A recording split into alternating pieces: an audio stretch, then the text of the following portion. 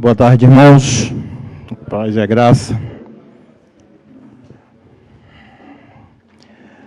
Nosso assunto hoje é sobre a submissão e a interdependência. E hoje pela manhã eu ouvi a palavra do Pedro, ele citar uma coisa que me ajuda muito no meu assunto hoje. Ele falou que depois que Deus criou todas as coisas, Ele nunca mais fez nada sozinho, senão com a participação do homem. Então, nós vamos tratar desse assunto pensando na ideia da unidade, na ideia da interdependência. Nós vamos tratar de submissão, mas não submissão como uma coisa isolada, como algo que é maculado. Quando se fala em submissão hoje, principalmente quando se trata das mulheres, elas não gostam dessa palavra, porque dá a ideia de opressão, né? Dá uma ideia de jugo, mas não no sentido real a palavra não traz isso. Ela traz, muito pelo contrário, liberdade, ação. Ninguém pode governar se antes não aprendeu a submeter sua vida. Ninguém pode querer que alguém submeta a você se você nunca submeteu a ninguém.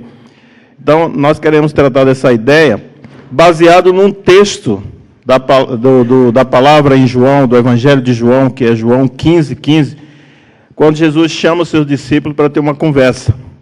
E o texto está em João 15:15, que diz o seguinte: Já vos não chamarei servos, porque o servo não sabe o que faz o seu senhor. Mas tenho-vos chamado amigos, porque tudo quanto ouvi do meu Pai, vos tenho feito conhecer. Então, Jesus aqui está expressando uma ideia de que, sendo Ele, a proposta foi dele, sendo Ele o Criador, o Senhor, Ele não chamou os seus discípulos para ser apenas servo, que faz aquilo que é mandado, mas para ser amigos, ou seja, compartilhar a vida, né?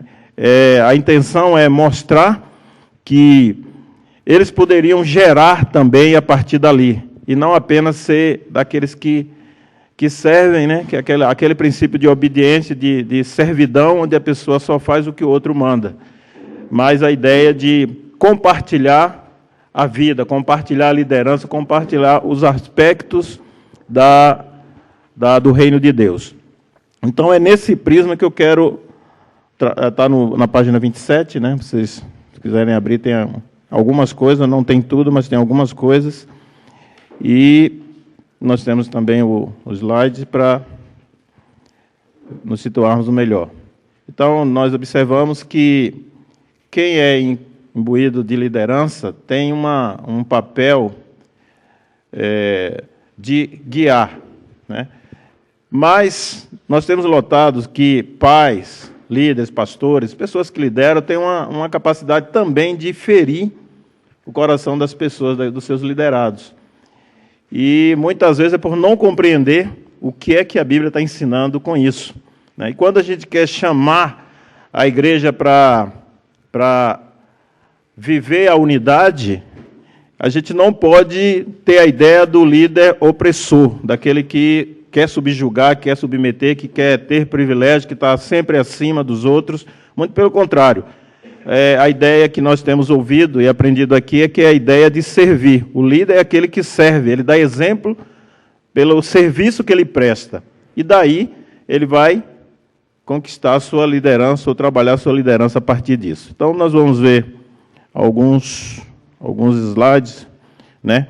E a primeira coisa que eu quero colocar aqui é o que não é submissão, para a gente tirar a ideia errada de submissão. Então, o que não é? Vamos, então, desmistificar o conceito de submissão, porque tem muita gente que, como eu falei no início, tem a ideia absurda, né?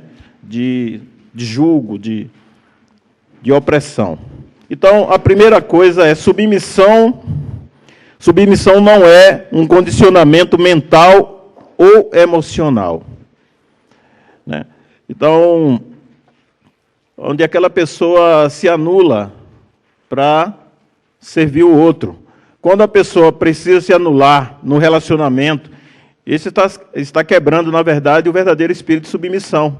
A pessoa não pode, de fato, né, andar na missão daquela pessoa, porque ela está se anulando. Uma pessoa não deve se anular. Então, a submissão não é o condicionamento mental, emocional àquela pessoa que lidera. E a gente conhece muito isso dentro de igreja, né?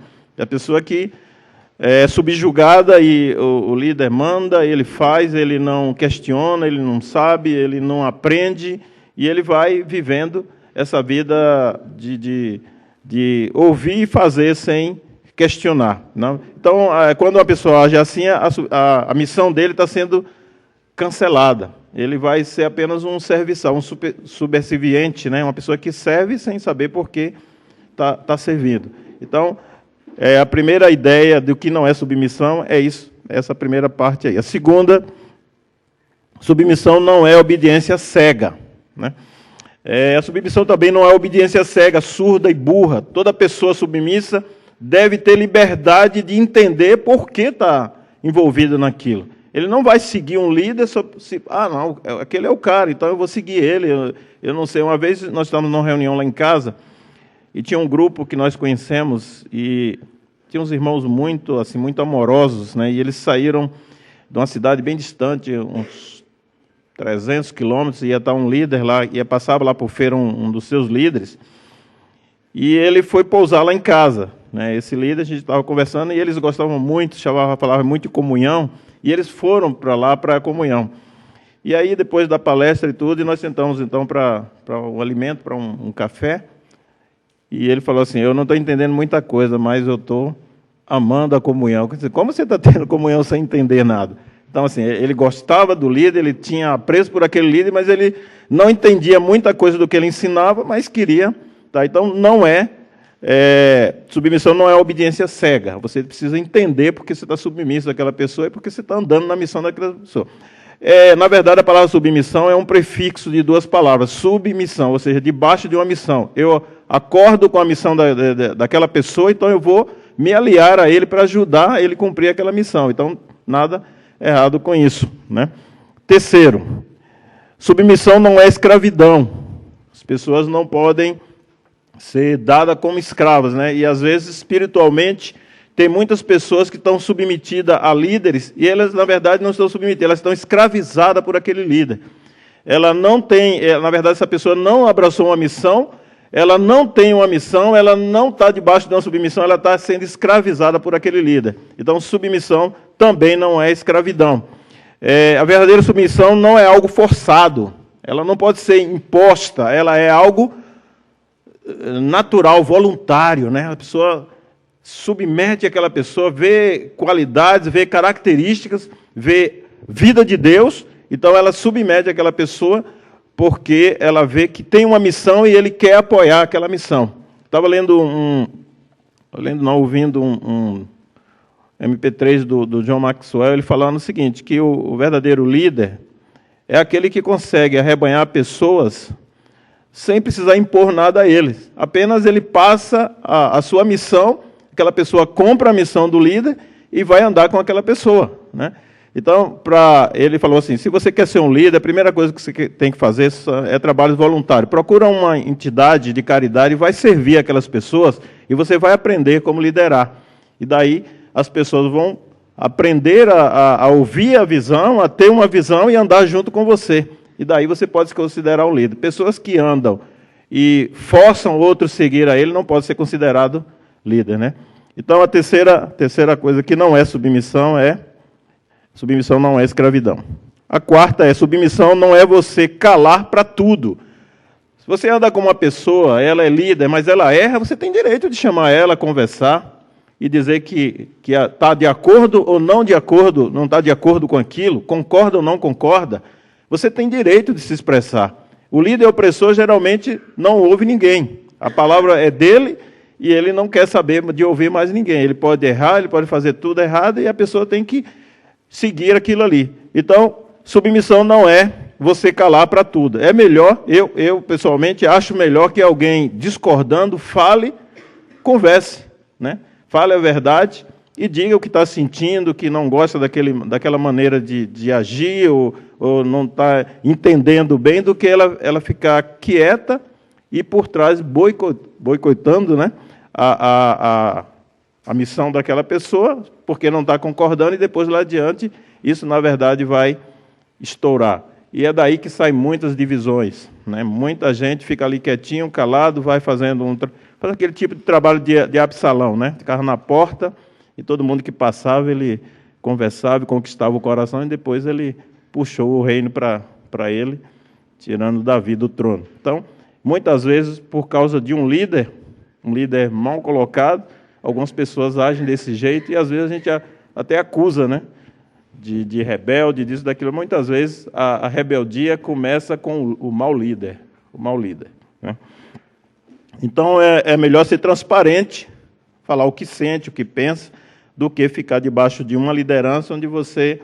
Não, então todo líder deve preferir que as pessoas discordem. Eu desconfio quando todo mundo fala que está tudo bem, que eu sou o cara legal, que eu estou andando direitinho, porque aí eu fico meio desconfiado. É melhor dizer logo quem eu sou, porque, na verdade, quem se conhece sabe que não é bem aquilo ali, né?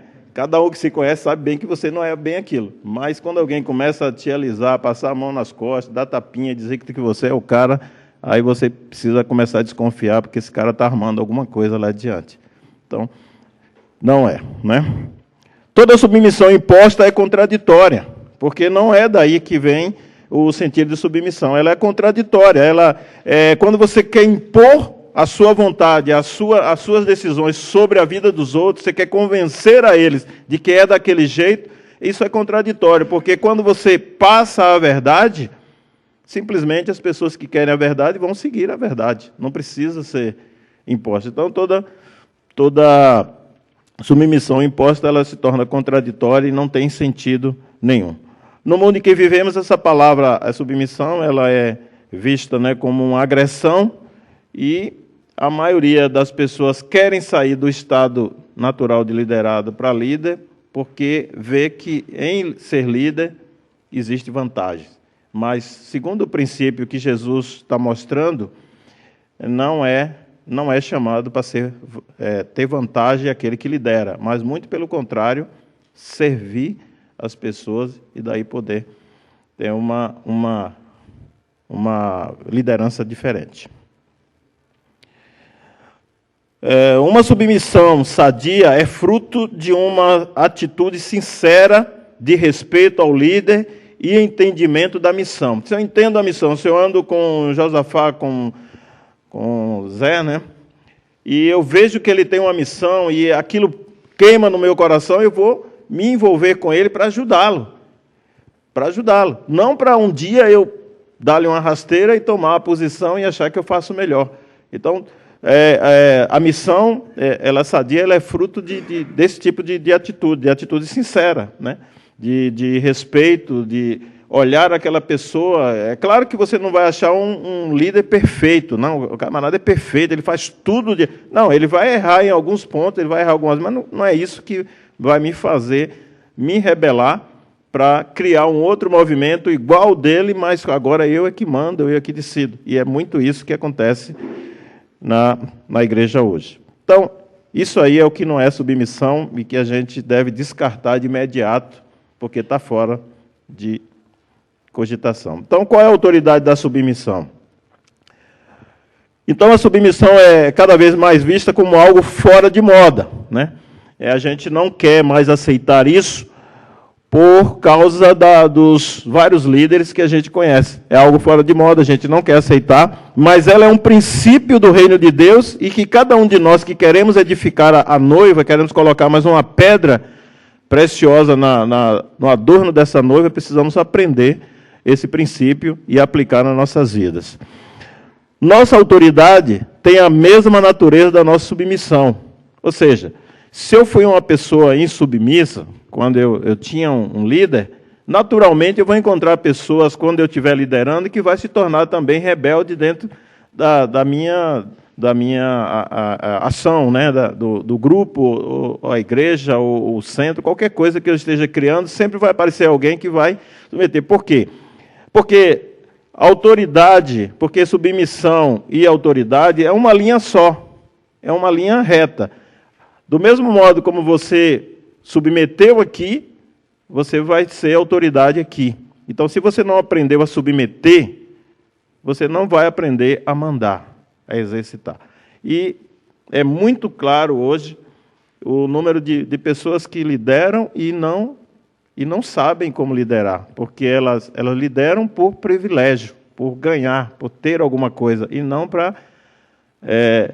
o verdadeiro líder, o Wolfgang, eu tive aqui, quando ele esteve aqui, ele falou que o líder deve ensinar os outros a liderar e ensinar outros a liderar. Ou seja, você tem que fazer uma cadeia onde você vai passando, né, um legado de um para outro, ensinar a ensinar, para que assim não fique a igreja com essa situação de necessidade, porque nós olhamos para a igreja e a gente vê que falta obreiros, né? A seara é enorme, grande, muita coisa para fazer, mas cada um que está na liderança não quer passar o seu legado para outro, para que assim ele tem medo de perder talvez posição, perder privilégios, e aí ele mantém aquele nível de estar sempre em cima e ninguém por baixo. Então, nossa autoridade tem a mesmíssima natureza da nossa submissão.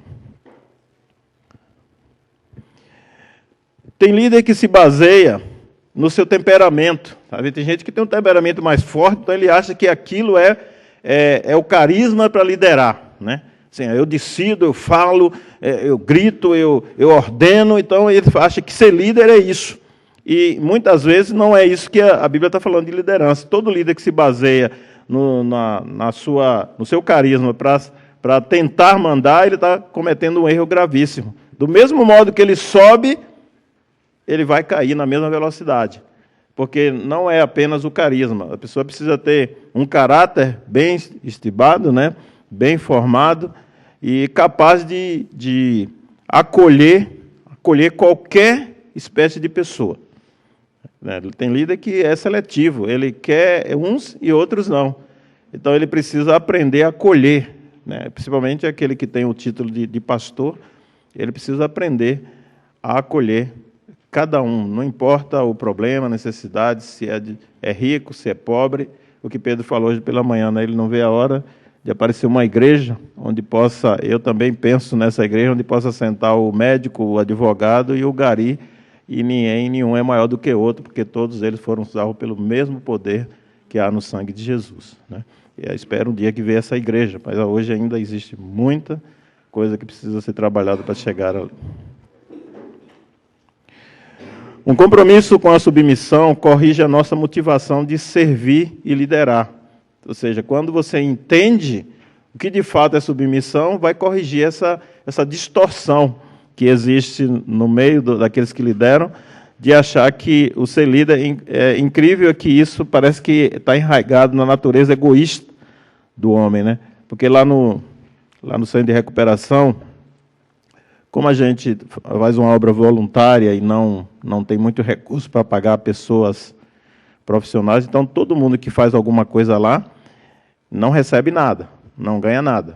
Tem assistente social, tem uma psicóloga que vai de vez em quando, mas tudo voluntário, ninguém ganha nada.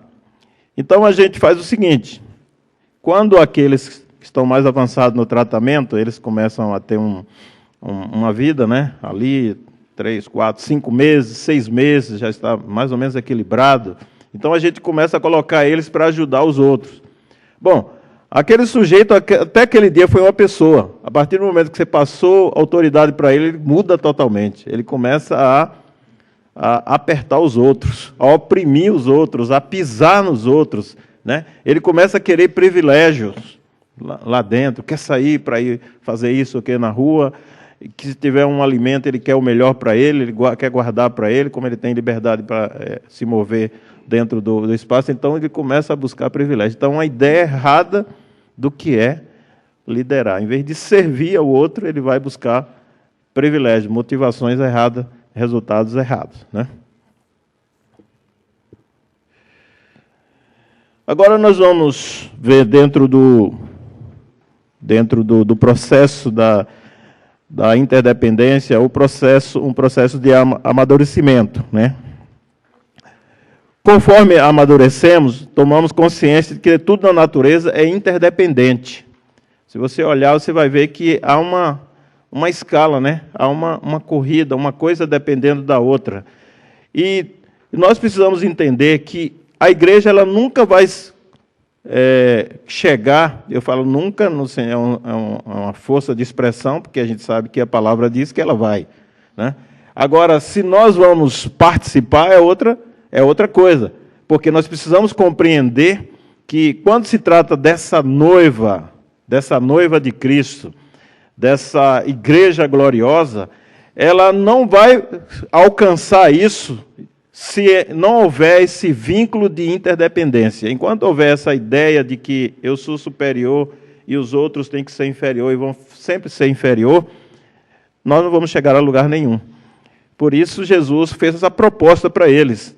Não chamamos mais de servo, porque servo é a ideia primária de obediência, ser servo. Porque o fato de eu, por exemplo, andar com Roberto, com Eliasaf, com Haroldo, claro que eu tenho que me situar e entender que existem posições. No mundo espiritual existem posições. Não é porque, às vezes, nós temos liberdade que eu posso ousar agredir ou falar coisas que não vêm ao caso quando se trata de pessoas que a gente reconhece estar acima de nós. E é isso que eu gostaria que a igreja compreendesse. Porque, às vezes, se dá, como diz lá na Bahia, a gente diz assim, a gente dá a mão, o sujeito toma o braço todo. Então, a pessoa você deu a mão, você quer o braço, aí começa a pilhariar, não respeita, não quer mais prestar relatório, não quer fazer mais nada, então vai tornando uma coisa vulgar na vida da pessoa. Então, a igreja precisa entender que esse vínculo de interdependência é uma posição espiritual que Deus dá. Então, tem que haver a compreensão. Se não houver compreensão, então há um deslize, há um desastre, porque aquele que a gente... aliás, o livro de Provérbios fala isso, né? Quando você dá lugar na casa ao que é servo, ele quer, de repente, se tornar mais forte do que o filho, né? E nós precisamos compreender que Deus colocou cada um numa posição, uns com mais autoridade, mais fé, isso tem que ser reconhecido, e outros dentro daquele limite, mas cooperando com a missão, que no fundo é a missão do nosso Rei eterno, de trazer o reino para a terra, né? Então, conforme amadurecemos, tornamos consciência disso. No processo natural de amadurecimento, podemos distinguir 3 fases. Primeira fase é a fase da infância, que é a dependência, né? Nessa fase da dependência, você está sempre cobrando do outro. Você já encontrou irmãos que falam assim, irmão, você nunca mais foi lá em casa me ver. Onde é que tem na Bíblia esse texto que diz que você tem que procurar o irmão para ele ir na tua casa? A Bíblia diz que você deve ir ao irmão, amar o irmão. Mas você geralmente encontra pessoas, você não aparece, nunca me visitou, né? Geralmente, pessoas dependentes, elas estão sempre buscando que alguém faça alguma coisa para ela. Então, você não fez, você não me visitou, você não me amou, está sempre cobrando o você. O outro precisa fazer alguma coisa para ele, porque ele é inteiramente dependente. Então, essa é a fase da dependência, é a fase de criança, da infância, que a gente encontra muito na igreja atual. Pessoas que não se dispõem a fazer nada, mas estão sempre cobrando algo daquele que lidera, né? A segunda fase é aquela fase da adolescência, da independência. Aí agora o sujeito já sabe tudo, né? É aquele que sabe tudo. Não preciso, eu já sei, eu faço, eu aconteço, eu decido. É aquela fase onde o menino está crescendo e ele já não quer ouvir conselho de ninguém. Ele está achando que já sabe todas as coisas e vai resolver a vida dele do jeito dele. Então, essa é uma fase também que não deve ser apreciada, porque essa pessoa vai apanhar um bocado. Ela vai terminar tomando muita pancada e depois volta, todo às vezes quebrado, e aí entendeu agora que não era para seguir por aquele caminho, né?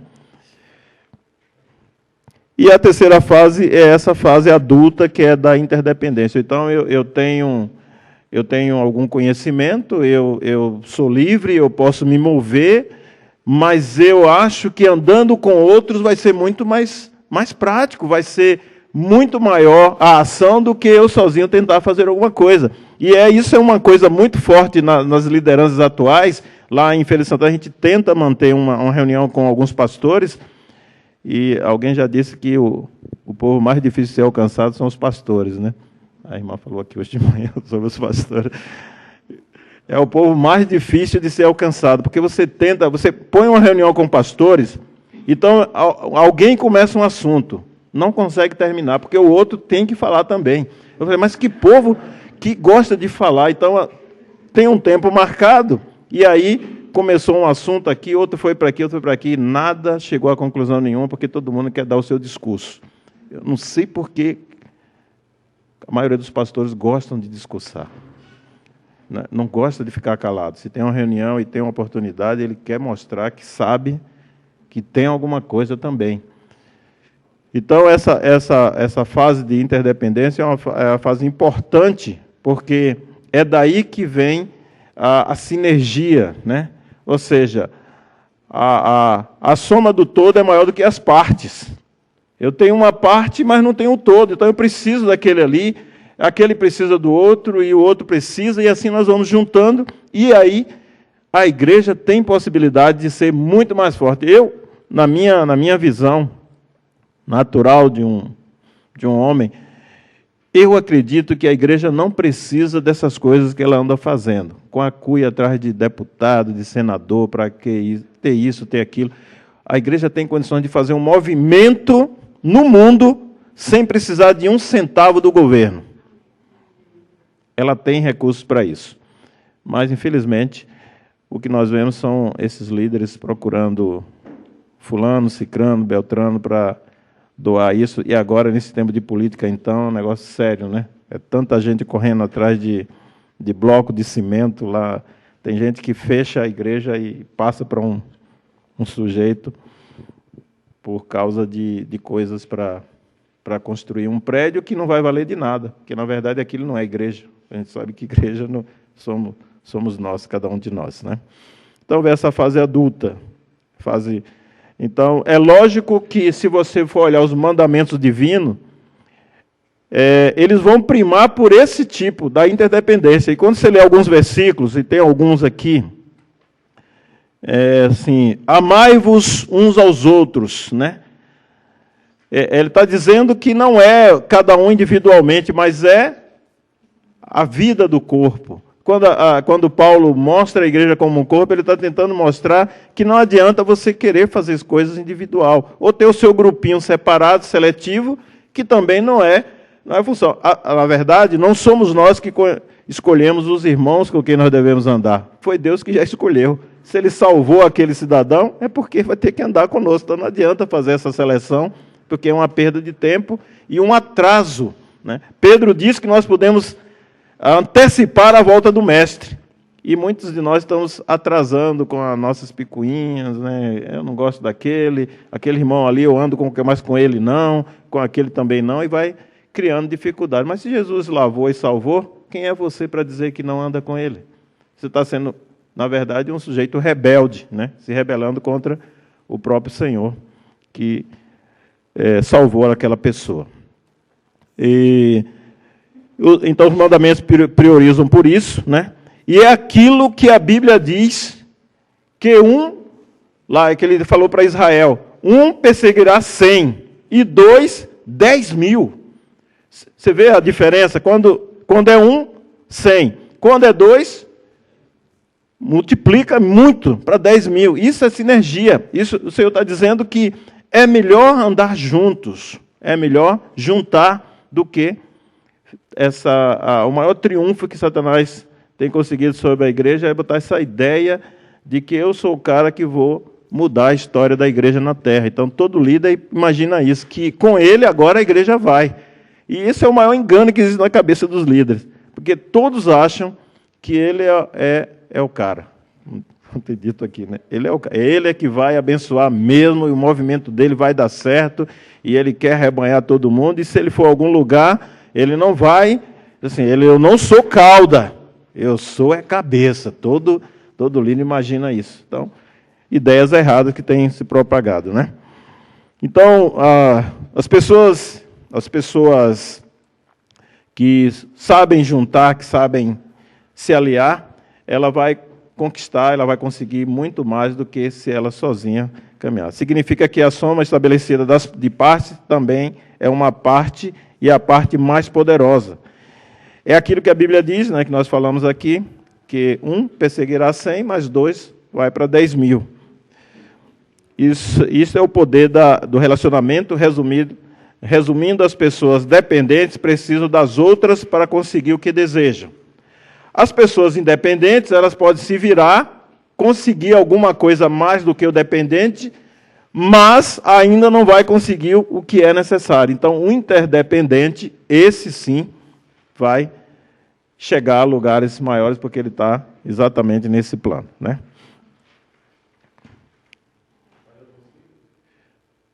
Os versículos estão ali. Então, se você olha Romanos 12, 10, né, está escrito lá.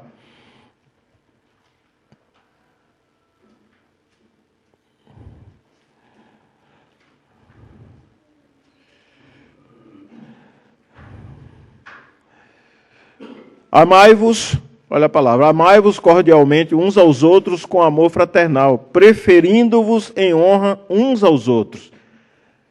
Então, não vale a pena você ficar rodeando muralha e escolhendo as pessoas com quem você deve amar, com quem você deve caminhar e a quem você deve amar, porque a ordem é amai-vos cordialmente uns aos outros, né? Tem mais outros textos, mas aí vocês podem anotar, né? A gente pode ver que os mandamentos divinos exprimam por essa postura interdependente, ou seja, não é você sozinho nem o seu grupinho, mas a igreja, de um modo geral, que vai fazer a obra dele na terra. Agora, dentro desse assunto, eu queria traçar um caminho aqui, onde cada um de nós pudéssemos perceber em qual desses três nós estamos inseridos, né? Qual desses 3 pontos nós estamos inseridos. Então, diagnosticando nossa postura. O perfil dependente. Então, se eu sou fisicamente dependente, eu vou ter problemas claros. Basta alguém dizer que não gosta de mim, eu já vou ter dificuldade de andar, porque eu sou dependente. Aquela pessoa fala que não gosta de mim, o meu mundo acaba ali. Eu caio de imediato. Então, não sei como me virar, né? Se eu sou emocionalmente dependente, qualquer situação me abala e me tira, né?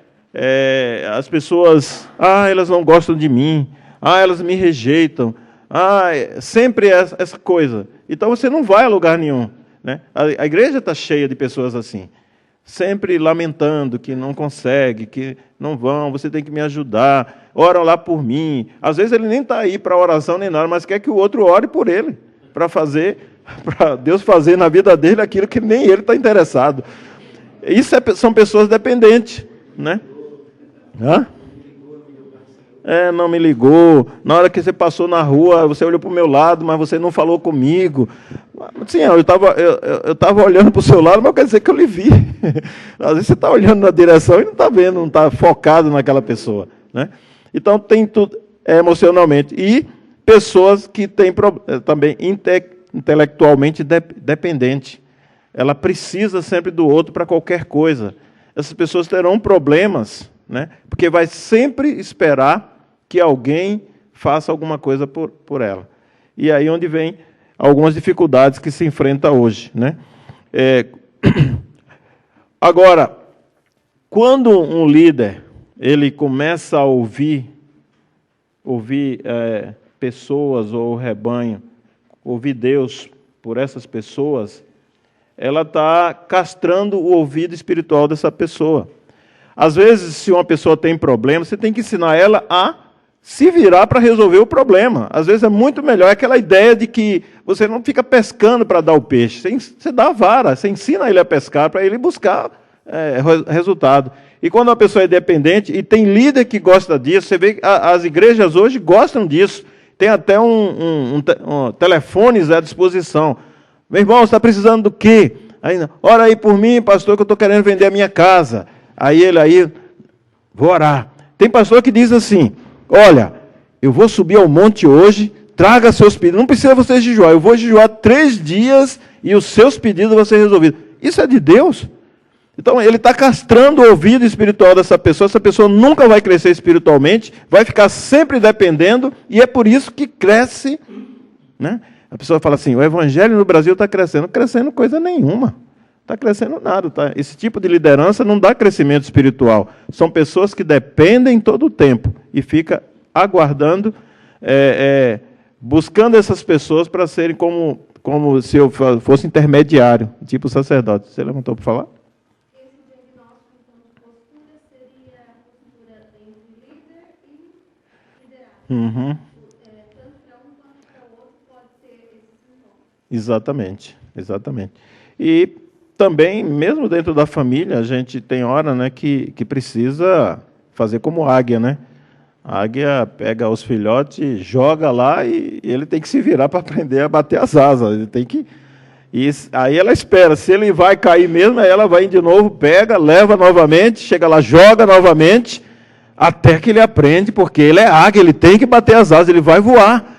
E tem pais e mães que seguram demais os filhos, né? Aquela coisa ali o tempo todo, o menino nunca desenvolve, nunca vai adiante. Tem bebezões de 30, de 32 dentro de casa, não quer sair de casa por nada, porque a mamãe cuida tão bem dele e ele não vai encontrar, talvez, outro que faça isso por ele. Então, isso é dependência. Uma pessoa dessa na igreja, imagina, né? Imagina uma pessoa dessa na igreja. Terceirizar a fé. Então, quando o líder começa a ouvir, ele está castrando o ouvido espiritual. Então, o dom dessa pessoa nunca vai desenvolver. É por isso que eu acredito muito que quando você reúne em grupos pequenos grupos, você tem uma possibilidade maior de descobrir qual é o chamado que Deus tem para a sua vida. Porque imagina você ir 52 domingos por ano, a igreja toda noite ouvir um sermão e voltar para casa. Onde é que você vai descobrir o seu dom? Nunca. Mas a Bíblia diz que todo homem que foi chamado tem um dom. E por que esse dom não aparece na vida da igreja? Porque geralmente o sistema que nós temos é um sistema que castra o ouvido espiritual dos filhos de Deus e não permite que eles avancem, que eles cresçam em conhecer qual é a sua missão. E para mim não existe coisa mais frustrante na terra, eu penso, para mim, do que você ser um chamado por Deus e não saber o que você tem que fazer na casa de Deus. Onde é que você tem que cooperar com o plano, com a missão que Deus te deu na terra. Você não descobrir isso porque você não tem a ajuda daqueles que são líderes dentro daquele ambiente. Então, é uma situação delicada e que nós precisamos fugir rapidamente dela, né? Se você alimenta um relacionamento baseado na dependência, você não vai fazer discípulo. Você vai fazer parasita. Ou seja, aquela pessoa, toda vez que ela tem um problema, o que ela faz? Corre para aquela pessoa. Aí, não tem hora, né, por causa do vínculo, da amizade, não tem hora, e está sempre lá parasitando. Eu estou com isso aqui, me ajuda aí você vai, aconselha, tal. E a pessoa nunca desenvolve, nunca anda. Não vai fazer discípulo, vai fazer parasita. E o que define um genuíno discípulo é você o papel do líder é levar aquela pessoa a Cristo, a Jesus. Esse é o homem que resolve, não sou eu, é ele. Aprende com ele. E aí você vai desenvolver sua vida, sua jornada espiritual. E Jesus fala assim, as minhas ovelhas conhecem a minha voz. Você não levou um discípulo a conhecer a voz do mestre, como é que ele vai caminhar? Como é que ele vai discernir? Né? Quando, como líderes, começamos a ouvir Deus pelo nosso discípulo, começamos a dar tudo mastigado, vamos castrar a sua audição espiritual, né? E toda pessoa que não ouve, ela não fala. Não é assim o problema do mundo? Ela não ouve, ela não aprende a falar. Se você não ouve de Deus, você vai falar o quê? Vai abrir a boca onde? Daí a gente vem nas reuniões de oração, tem um grupo que ora... Tem um irmão que ora 3, 4, 5 vezes, e tem aqueles que não oram nunca. Não aprenderam a andar com Deus. Tem vergonha, tem receio, tem medo, não sabe, né, que ambiente ele está. Ele é tímido, ele tem vergonha de expor, de errar. Estamos em casa, podemos errar, estamos em família, por que não? Podemos errar, ser corrigido e aprender a fazer a coisa certa, mas precisamos nos expor, né? Porque todo mundo, na verdade, é surdo, então precisamos não permitir, mesmo que a gente saiba como resolver aquele problema, tem hora que a gente deve deixar ele aprender, bater cabeça, aí vai lá, vem cá, e até que uma hora ele aprende o que deve fazer. Isso é o perfil dependente, né? O perfil independente, se nós somos fisicamente, né? Esse perfil independente, se eu sou fisicamente independente, posso me virar sozinho sem auxílio de quem quer que seja, sou emocionalmente equilibrado, sei o que fazer, a hora de decidir, né? E sou intelectualmente bem postado, se eu sou crítico, sei a hora que devo definir, aquilo que não está certo, que está errado, eu sei comunicar isso, mas mesmo assim, eu ainda não estou no ideal, né? Se você olhar para a sociedade moderna, a quem ela dá valor? Ao dependente ou ao independente? O independente. Então, toda pessoa independente alcança posições mais altas, né? Porque ele sabe resolver, sabe definir, sabe o que é que ele quer, ele vai andar nisso aí. Mas, infelizmente, tem alguns que têm que abraçado isso para buscar, como da natureza humana, né, sua felicidade. Tem gente que está jogando família fora, jogando filhos com um grito de independência. Eu quero ser independente. Então, quando eu quero ser independente, não importa o que a minha família vai passar. Eu vou deixar ela para um lado, porque eu quero a minha liberdade. Então, ela conseguiu, e às vezes, e também não é só homem, às vezes algumas mulheres também têm feito isso. Elas conseguem um bom trabalho, talvez um concurso, passa a ganhar um bom dinheiro, e a partir dali ela não quer mais saber de compromisso, ela quer ter a vida, ela quer ser livre para ir, voltar, vice-versa, homem e mulher desse jeito. E isso é sacrificar a obra de Deus na vida dessa pessoa. E não estou falando de pessoas no mundo, não só pessoas no mundo, pessoas cristãs também têm buscado isso, né? Esse tipo de dependência ela é nociva, e é por isso que o próximo passo é ser interdependente, porque aí você está ligado a outros. Se quer ir por uma direção, não é por aí não, não é por aí não, é por cá, vem por cá. Continuando a diagnosticar, né? Então vem o perfil interdependente. Então, se eu sou fisicamente interdependente, é tudo aquilo que o independente é, só com uma condição. Ele entende que é melhor ele andar com outros, porque isso vai lhe dar segurança e ele não vai se perder nesse emaranhado, né? Então, eles têm as mesmas características dos outros, só com uma alternativa. Ele descobriu que é melhor se aliar a outros, porque daí ele vai gerar uma outra qualidade de vida. E toda pessoa que se alia a outro para fazer, seja lá o que for, ele vai ser melhor sucedido. Mesmo os ladrões, né, as quadrilhas, hoje está cheia de armamento pesado e muita gente. Esses dias lá na Bahia assaltaram um banco na cidade do interior, era 20. Tinha 2 policiais na cidade. Então o grupo fechou a cidade toda, botou bomba nos caixas, pegou o dinheiro e ninguém pôde fazer nada, foram embora. Então parece que eles estão mais hábeis do que nós, né? Sabe juntar. O mal sempre, os filhos das trevas são mais atentos e andam mais apressados, né? Aprofundando o conceito. Então a autoridade não está ligada a uma pessoa, não está ligada a uma pessoa. Você tem autoridade sobre quem? Né? Se você não tem outro, então você não tem autoridade. Então não está ligado a uma pessoa, está ligado a um grupo, né? A uma pessoa. As pessoas precisam reconhecer essa autoridade. Se ninguém reconhece que você é autoridade, você não é autoridade. Ninguém vai valorizar em nada. Então, está ligada à vida, à vivência, né? O grande segredo da submissão reside no espírito da interdependência, né? Quando eu estou ligado a outros, eu vou saber a minha posição, reconhecer a posição de outros, saber quem está acima e quem está abaixo. E aquilo vai gerar um estágio de vida, de paz, onde aquilo que nós acertarmos, cada um vai ter o seu papel e cada um vai cumprir o seu papel sem dar nenhum problema, sem querer um ser melhor ou maior do que o outro, né? Então, entendendo esse processo de amadurecimento, entenderemos a dinâmica de submissão. A pessoa submissa é uma pessoa madura, uma pessoa que sabe o seu lugar, não é?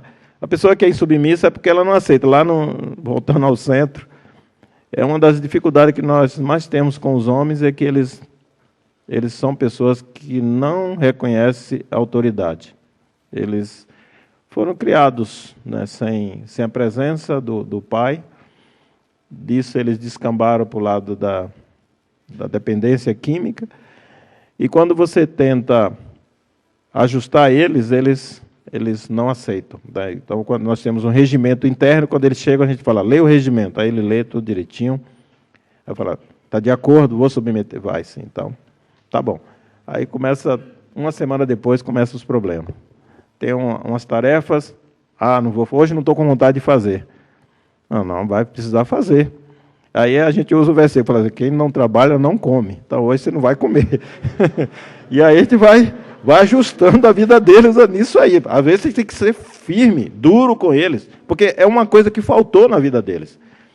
E aí eles começam a compreender que precisam, né, submeter suas vidas. E muitos, pela misericórdia, têm aceitado a disciplina e depois de várias, eles terminam entendendo que é o melhor para a vida deles, né? Porque com a disciplina existe a conversa, o amor também. Não, rapaz, é por aqui e tal.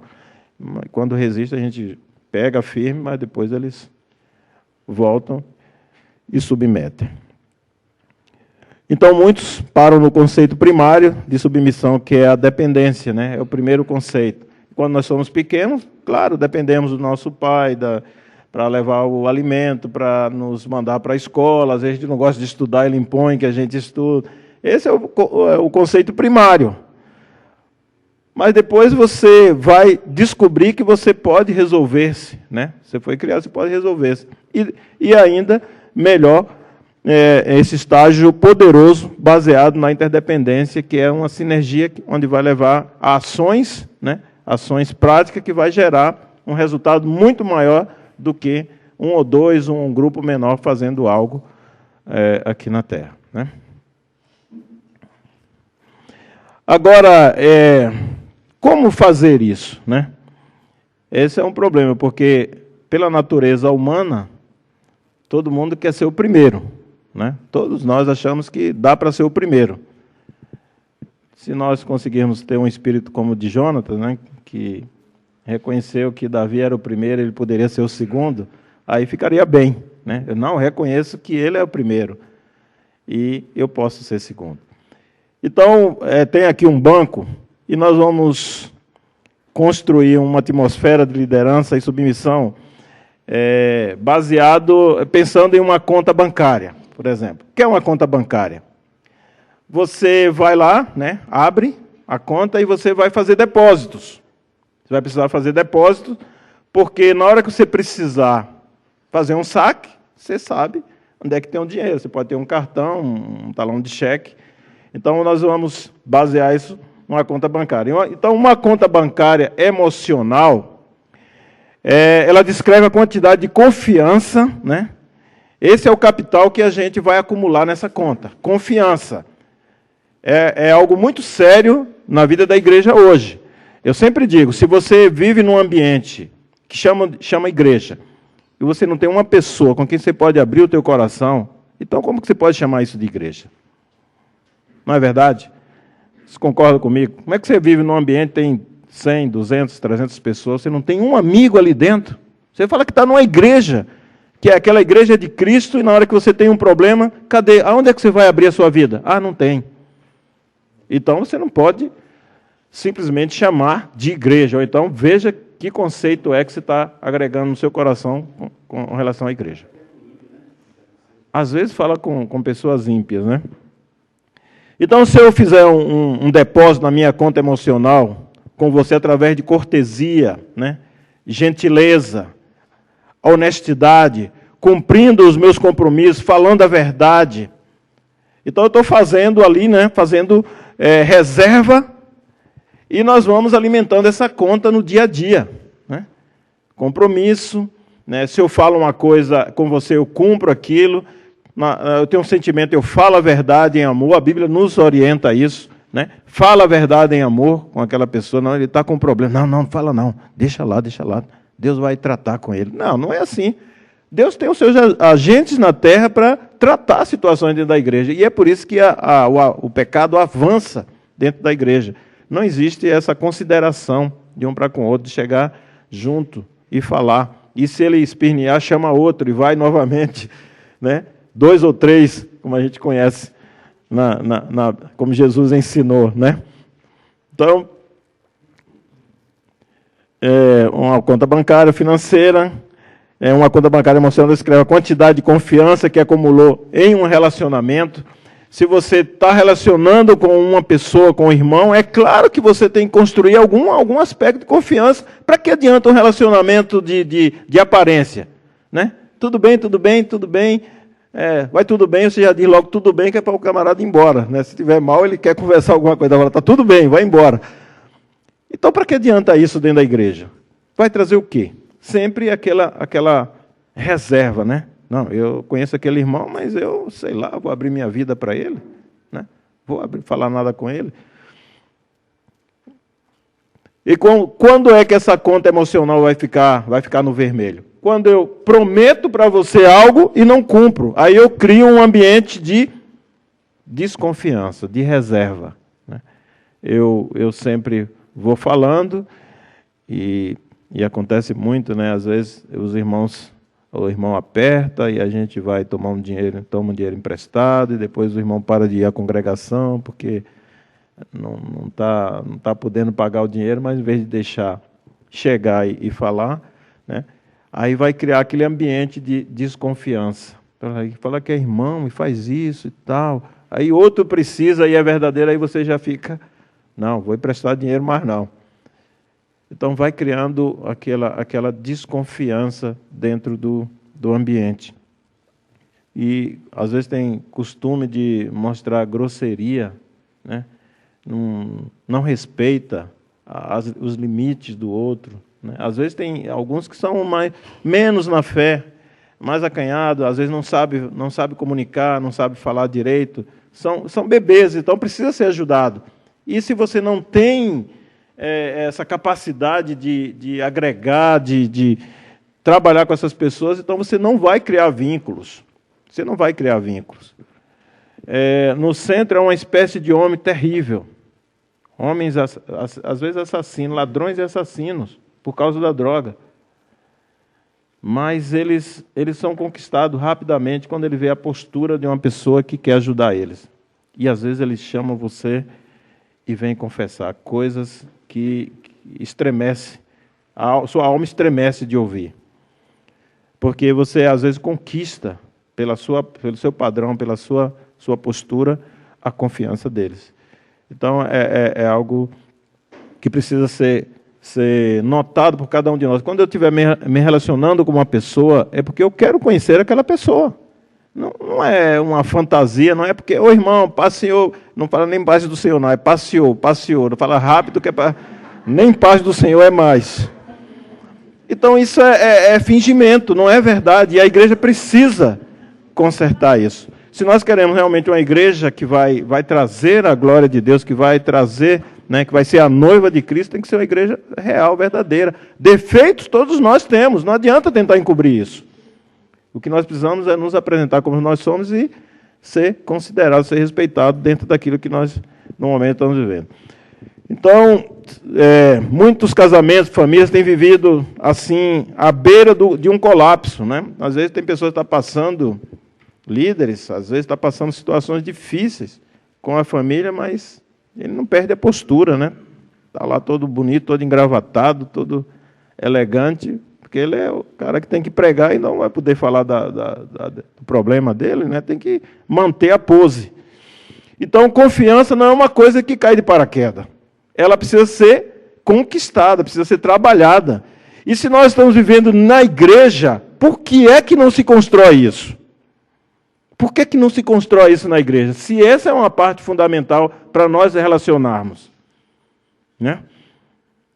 Então, assim, existe uma coisa muito superficial, né? Uma coisa ruim, difícil na vida da igreja por causa dessa espécie de tratamento que existe por causa do padrão que foi estabelecido hoje. Então, por isso que se você puder frequentar pequenos grupos ou fazer pequenos grupos, não precisa brigar com o pastor, não precisa criar problema nenhum, você precisa apenas receber um alimento que pode ajudar a sua vida, poder falar das suas mazelas. Gente, se a gente não conversa nada, a gente vai passar anos a fio, do mesmo jeito. Né? Esses dias a gente recebeu lá um irmão, ele tem 11 anos na fé. Ele já andou, 11 anos não, tem 13 anos, já andou em 11 congregações. Não, teve uma que passou mais, porque foi 13 anos, eu falei 11, mas são 13 anos. Então, esse rapaz, ele me procurou, pouco tempo que ele começou a reunir, ele me procurou, mas falou tanta coisa que está em evidência na vida dele, prática na vida dele, tanta coisa, que eu fiquei admirado como uma pessoa com tanto tempo de crente ainda tem essas práticas. Porque não tem um ambiente de confiança para você abrir o coração e tudo aquilo que você comete e não confessa, permanece.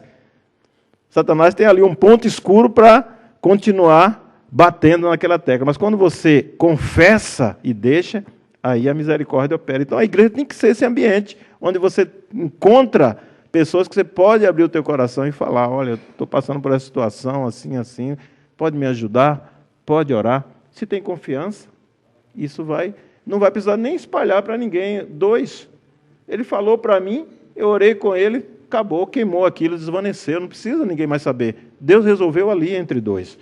Mas, às vezes, na igreja não existe esse ambiente. Então, cria-se uma dificuldade enorme para se manter o evangelho. Quando a motivação mútua deixa de governar o relacionamento, haverão disfunções comprometedoras. Né?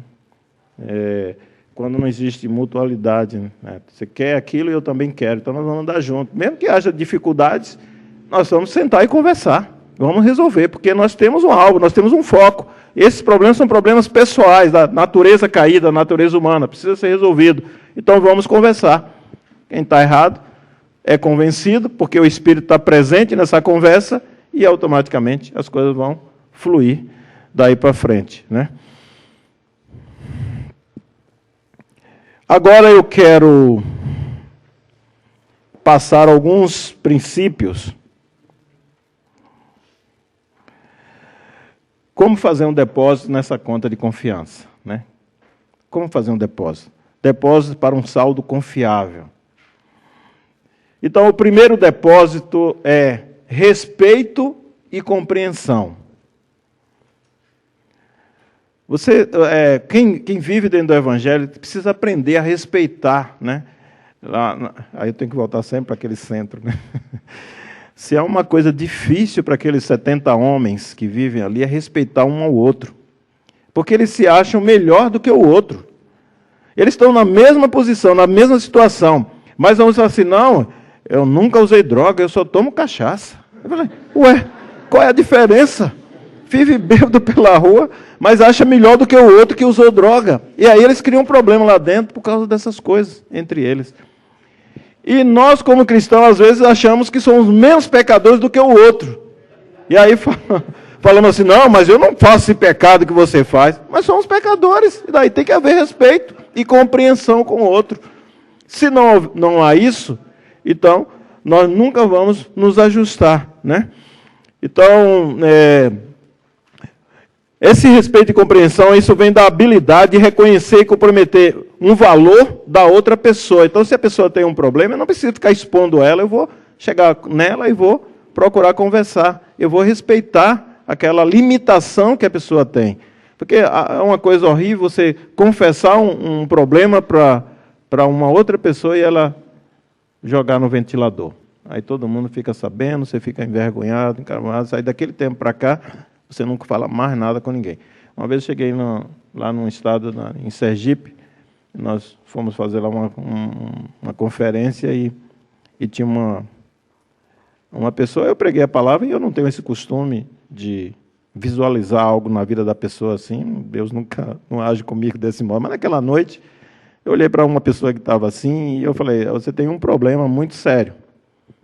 Ué, e até eu fiquei assustado, eu mesmo falando aquilo. Falei, e ela falou, é o quê? Aí eu fiquei, não, você tem um problema com liderança. Aí ela parou assim, quem lhe falou isso? Aí eu falei, estou na linha certa. Você precisa mudar esse conceito, precisa mudar esse conceito. Mas o que aconteceu? Aí ela veio para mim e falou que uma vez ela reunia numa igreja, e aí o pastor... Ela falou uma coisa de um problema que ela tinha, o pastor expôs ela, e a partir dali ela começou a ver pastor como um demônio. Todo pastor que aparecia na frente dela, é um demônio. E aí, depois de uma conversa, tal, ela foi curada, e nós tínhamos um encontro lá em feira, e eu convidei ela, falei, mas eu não tenho dinheiro, mas pode ir. E ela foi, eu falei, então está curada mesmo. Mas, gente, se a gente não respeita as limitações, não compreende as limitações do outro, a gente nunca vai poder ajudar a pessoa, né? Nunca vai poder entender que aquela pessoa tem necessidade. Então, respeito e compreensão, sem isso não vai haver credibilidade, confiança, voluntariedade no relacionamento. Então, nós precisamos ter respeito e compreensão com as pessoas, né? A segunda coisa, aliás, eu nem coloquei aqui, a segunda coisa é pequenas gentilezas, grande consideração. As pequenas gentilezas e cortesias são extremamente importantes. Muitas vezes, essas coisas passam desapercebidas. Às vezes a pessoa te faz um favor, você dá as costas e vai embora, você nem diz muito obrigado. Né? Essa gentileza faz com que a pessoa se sinta bem, se sinta melhor, e na hora que você precisar, ela está disposta a te servir novamente. Né? Ou então você pede alguma coisa para a pessoa e fala, pega aquilo ali para mim. Por favor, pega isso para mim. Essas coisas fazem uma diferença enorme no relacionamento. Pequenas gentilezas, né? E grande consideração. É você considerar a pessoa, né? Tratar ela como gente, como pessoa, e não como um qualquer, um escravo qualquer. E principalmente pessoas que vêm de feridas. Né? Quando a pessoa é ferida e você não trata bem, eles criam problemas terríveis, por causa disso. Porque já existe uma ferida, aí você enfia o dedo e mexe, aí a dor sobe, e eles se perneiam por isso. Honrar os compromissos. Gente, se há um depósito que nós podemos fazer, e que é um grande depósito, é honrar aquilo que a gente fala com os outros. Muitas vezes, a custo de prejuízo, só pela palavra que você deu. Honrar compromissos é importante no relacionamento dentro da igreja, porque quando você não honra compromissos, você vai minando o relacionamento. Né? Então, honrar compromisso uma promessa é um depósito enorme. Romper um compromisso é um saque que deixa sua conta em vermelho. Você acerta com uma pessoa, tal hora, em tal lugar, vou estar te esperando, você me espera lá que eu vou chegar e tal e tal. Aí você simplesmente falou aquilo, mas nem liga. Aí a pessoa foi para lá, naquele horário, está lá te esperando, e você nada, não chega. Aí aquela pessoa, de outra vez que você falar, você acha que ele vai acreditar? Você acha que vai acreditar? Você promete uma coisa a um filho, por exemplo, né? Você promete algo para ele, e naquele dia você não cumpre, você acha que ele vai interpretar como essa paternidade? Então, honrar compromisso, honrar a palavra que você dá, é importante para que esse relacionamento cresça, a partir de dentro de casa, porque é nesse lugar onde a gente mais relaxa com isso. Né? Às vezes o pai quer enganar o filho, então promete uma coisa para ele. E aí, quando chega na hora, não cumpre. Aí esse menino vai começar, ele, além de estar aprendendo errado, porque você está ensinando pela prática a ele a enganar os outros, você está passando um problema para ele, está trazendo uma ferida para o coração dele. Então, quando você prometer a um filho, tal dia, tal hora nós vamos fazer isso, a não ser que haja algum imprevisto, procura, acima de tudo, cumprir aquilo que você falou, né? Porque isso é honrar os compromissos. É lógico que quando uma nova promessa for feita, não vai haver credibilidade. As pessoas costumam alimentar as suas esperanças em promessas que ele recebe dos outros. Não é verdade? Deus não nos fez promessas para a gente confiar nele. Imagina se Deus faz uma promessa e você espera naquilo e ele não cumpre. Você vai acreditar num Deus desse? Não vai. Então, a mesma coisa somos nós nos nossos relacionamentos.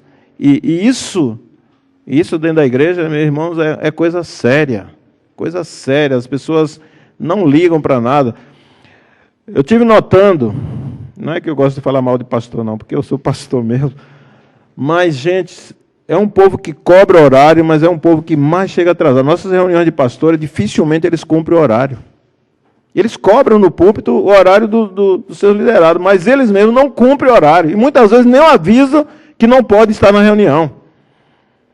Então, isso aí tira a credibilidade, né? Se você quer criar um nível de interdependência, de participação junto com você precisa ser fiel em toda palavra, em todo acerto, em tudo que você fizer com o outro, do menor ao maior. Você precisa ser fiel naquilo para daí não trazer frustração, né? Não trazer desesperança. A pessoa vai se sentir traído, enganado por aquilo. Então, honrar um compromisso, não honrar um compromisso ou quebrar a promessa pode ser considerado um saque, talvez um assalto, né?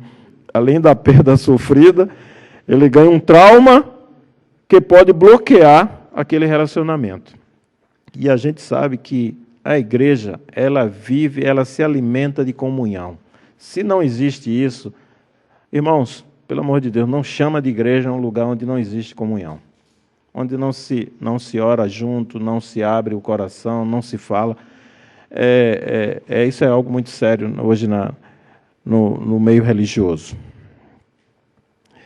Quarto depósito, esclarecer as expectativas, né? Isso é tremendo no relacionamento, líder e liderado. Ou seja, quando eu estou seguindo alguém, eu estou na expectativa do que vai acontecer. E a pessoa que também está sendo seguida por mim, está esperando também que eu seja um bom colaborador. Se eu não esclareço onde eu quero chegar, qual é o foco, então vai haver problemas. Talvez eu esteja esperando de uma pessoa uma coisa que ela nunca vai fazer. E ela também está esperando de alguém uma ajuda que ela nunca vai ter. Então, esclarecer a expectativa, sentar e dizer, nós vamos caminhar assim, nós vamos fazer assim, você vai fazer essa parte, eu vou fazer aquela. Esclarecer as expectativas. Isso resolve um monte de problema, mal entendido, né, desconfiança no seio da igreja. Então, nós precisamos também lidar com essa questão de esclarecer a expectativa. Então, toda vez que você vai se envolver com alguém, você gera essa expectativa no seu coração, de andar com essa pessoa, né? Então, o quinto ponto é integridade pessoal. Demonstrar integridade pessoal. Para que haja submissão, para que o exercício legítimo da autoridade flua, nós precisamos prezar pela integridade. A integridade pessoal gera confiança, sendo a base para vários outros tipos de depósitos que vão aumentar a credibilidade de um relacionamento na vida de cada um de nós. A falta de integridade pode minar a maioria dos esforços para construir um relacionamento saudável. Mas o que é integridade? Primeiro, inclui honestidade, mas vai além, né? Não é só honestidade, vai além. Honestidade implica em você não só contar a verdade, mas adequar as suas palavras à realidade. Adequar aquilo que você fala à realidade do que você está vivendo. A integridade é você adequar a realidade às nossas palavras e manter as promessas e preencher as expectativas.